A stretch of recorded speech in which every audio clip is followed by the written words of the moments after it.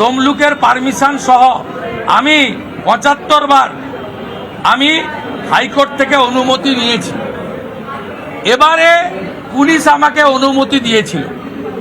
এটা ট্র্যাপে ফেলা হয়েছে আমাদেরকে।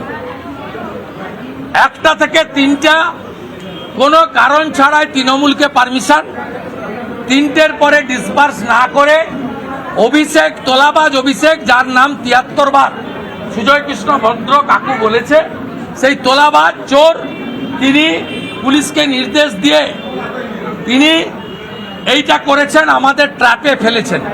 উদ্দেশ্য কি? আমাদের মেরে ফেলা, 26-এর আগে পথের কাঁটা সরিয়ে দেওয়া। আর যে কর্মীরা এখানে জমায়েত হয়েছিলেন সেই কর্মীদেরকে হটুগঞ্জে একবার মেরেছে, 45 জন আহত হয়েছিল। প্রাইভেট হসপিটালে রেখে ছোট ছোট কুলতলির বাচ্চাদেরকে, মায়েদেরকে আমাদের চিকিৎসা করাতে হয়েছে।